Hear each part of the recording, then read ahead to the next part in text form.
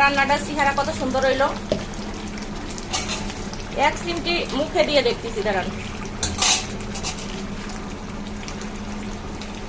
খুব সুন্দর হয়েছে, অসাধারণ টেস্টি।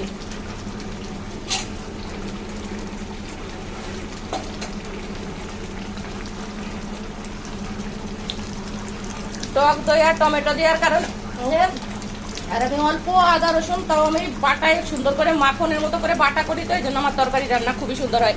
আপনারা কমেন্টে বলে দেবেন সত্যি কি আমার রান্না ভালো হয় না আর না ভালো হয়েছে, কোনটা হয়েছে দেখেন তো। আর এই দেখেন মাছের পিস একটা একটা করে, এটা উঠানো যাবে না, হাতা দিয়ে উঠাতে হবে, কত বড় বড় পিস হয়েছে। এবার আমার রান্না শেষ হয়ে গেছে, আমি মাছটাকে ঢেলে ফেলে দেবো, এই গামলাটার ভিতর ঢালবো। তো আপনারা আমার চ্যানেলটাকে সাবস্ক্রাইব করে দিয়েন, আমার ইউটিউব চ্যানেল রিতানাক ডেইলি ব্লগ, আর আমার পেজ আছে মিথিলা ঘোষ, আমার পেজটাকে একটু ফলো দিবেন। সবাইকে অনেক অনেক ধন্যবাদ।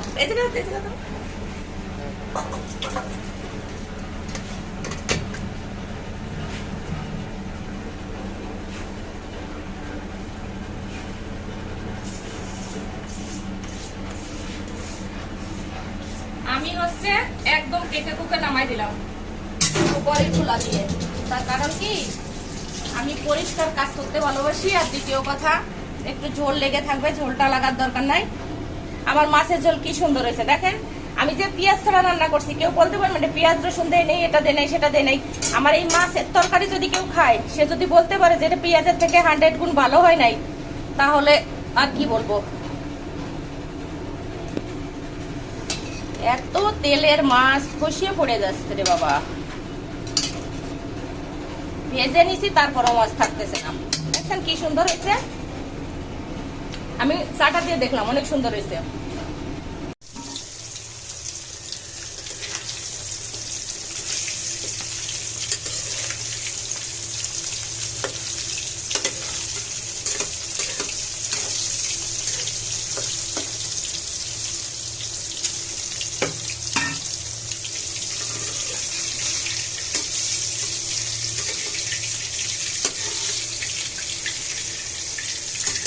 Start for cooking. হ্যালো বন্ধুরা, কে কোথায় কেমন আছেন জানি না। আজকে আমার বাড়িতেও ছোটখাটো অনুষ্ঠান বলতে পারেন, 8-10 জন লোক নিমন্ত্রণ করছি। আমার দাদা বৌদি বাঁচতে বাঁচতি, তারপরে তার আবার দাদার শ্বশুর বাড়ির কয়েকজন, তারা আবার ঈদের জন্য বেড়াতে আসছে, তাদেরকে বললাম। তো তারা খেতে আসবে, এই জন্য আমার রান্নাবাড়ি সকাল সকাল শুরু হয়ে গেছে। এখন কিভাবে আজকে রান্না করব সেটা একটু হালকা দেখানোর চেষ্টা করব। যদিও অনেক গরম, পারতেছি না, অবস্থা খুব ভয়ানক খারাপ। আমার মুসলিম বন্ধু ভাবি যারা আছে সবাইকে আজকে ঈদ মুবারক জানাই দিলাম।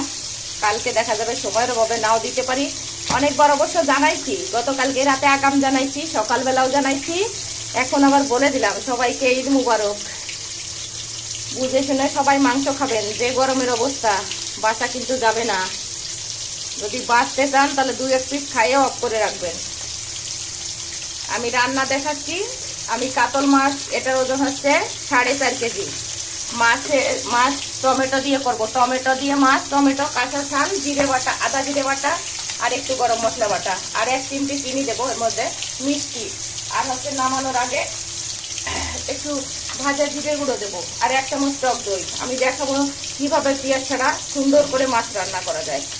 আমি যেভাবে রান্না করি, যা পেঁয়াজের যখন অতিরিক্ত দাম বাড়ে, আপনারা এরকম সুন্দর করে এরকম করে ক্যাপাসিটি করে একটু রান্না করবেন, দেখবেন অনেক সুন্দর হয়, পেঁয়াজ থেকে অনেক ভালো হয় রান্না। পেঁয়াজের রান্না এক ফ্লেভার, আর এটা বুঝাই যায় না। আর আমার ওই কাজের মেয়ে চম্পাও বলে যে আমি তো পেঁয়াজ ছাড়া তা বুঝতেই পারি না, মনে হয় পেঁয়াজ রসুন দিয়েই রাখছেন, পেঁয়াজ দিয়েই রাখছেন, আরও তো ভালো লাগতেছে, এই যে এরকম বলে। বাড়িতে যে গেস্ট আসবে তাদের জন্য এই যে 2 কিলো খাসি রান্না করব, কষা কষা করব। আমি হাঁড়ির মধ্যে মাংসটাকে আগে ম্যারিনেট করে রাখি, মশলা টশলা সব কিছু দিয়ে ম্যারিনেট করে রাখবো 25 থেকে 30 মিনিট। তারপরে আমি একদম কষা, অনেক সময় ধরে কষিয়ে কষিয়ে আঁচে রান্না করব, চাপা দিয়ে দিয়ে সুন্দর করে কষাবো, তারপরে রান্না করব।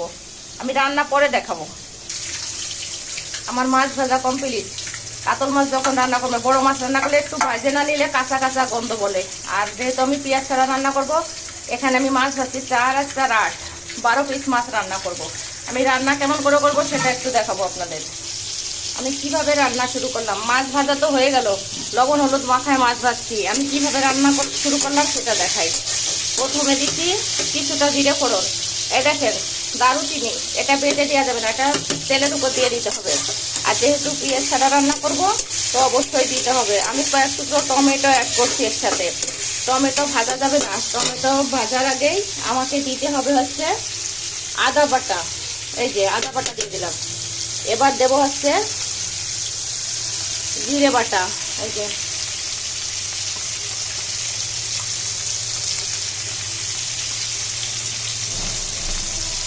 বেশি মশলা দেবো না, একদম গ্যাদ গেদে মশলা হলে ভালো লাগে না খেতে। ঝোল হবে, বেশি পাতলা না, একটু হালকা হালকা ঝোল হবে। কিন্তু আমি তো মশলা নিজের হাতে মানে বাটে নিই, আমি ব্লেন্ডারে ব্লেন্ড করি না।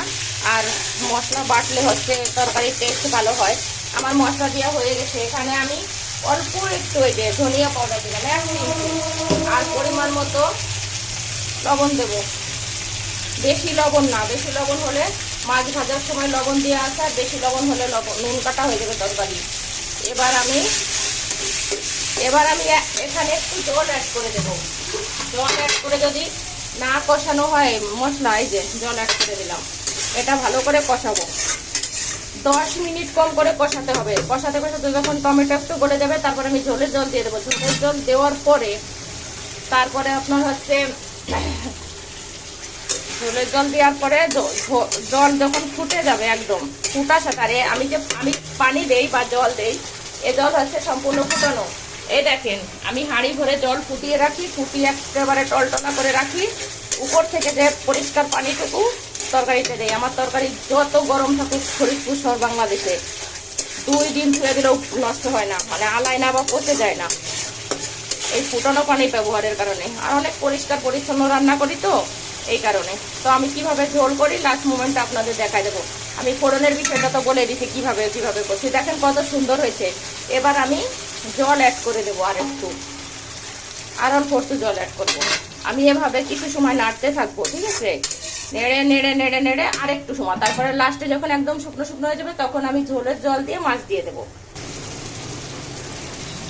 দেখেন আমি কত সময় ধরে এটাকে রান্না করেছি, দেখেছেন তেল চুপচুপ করতেছে। বেশি তেল দেয় নাই, অল্প একটুর মধ্যে তো এরকম দেখাচ্ছে। যখন আমি ঝোলের জল দিয়ে দেবো আর এতগুলো মাছ যখন অ্যাড করে দেবো তখন এটা সব কিছু মিলিয়ে ঠিকঠাক হয়ে যাবে।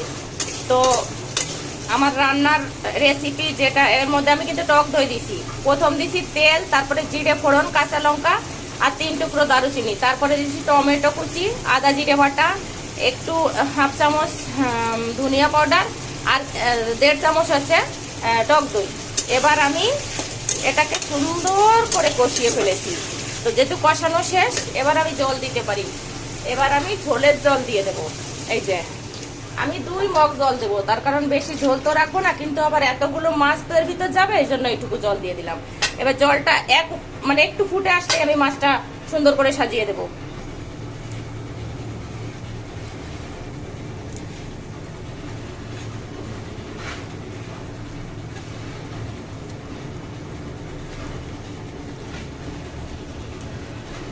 এত গরম মাছ, বাবারে বাবা, ঠান্ডা হতে চায় না একদমই। এটা আমি কি করে দেবো সেটা চিন্তা করে বলবো না। হাত দিছি, হাত পুড়ে গেছে পুরো।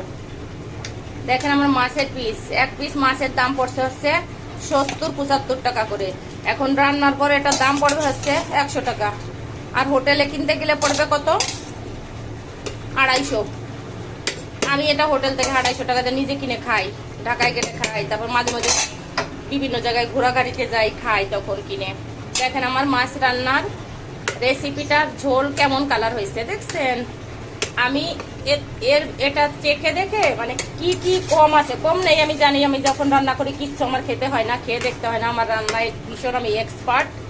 তো এবার আমি দেখে কি কি লাগবে, কি কি কম হয়েছে, তারপর সেটা একটু অ্যাড করে দিয়ে তারপরে নামানোর সময় দেখাই দেবো আপনাদের।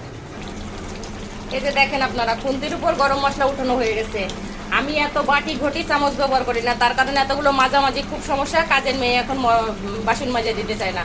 তো আমি যেহেতু নিজে মাজি, ক্যাপাসিটি করে রান্না করি, 2-4টে বাসন হয় শেষ। একটু টাস টাস করে মাঝে দিয়ে ছাড়িয়ে দিই। এটা আমার গরম মশলা, দেখেন আমার মাছের কালার কেমন হয়েছে। এটা আমি খেয়ে দেখছি এত টেস্টি হয়েছে। আর সারা বাংলার মানুষ শুধু বলে পেঁয়াজ নাই পেঁয়াজ নাই, পেঁয়াজ দিয়ে কি হবে? আমার মতো রান্না করা শেখেন, আমার ভিডিওর চ্যানেল, ইউটিউব চ্যানেল দেখবেন, আমার মতো পেঁয়াজ ছাড়া রান্নার রেসিপি শেখেন, দেখবেন খাবারও সুন্দর হবে। আর পেঁয়াজ খাওয়া তো একদমই ভালো না, স্বাস্থ্যের জন্য খুবই ক্ষতিকর। তাই আমি বলবো পেঁয়াজ ছাড়া মাছের ঝোল খান।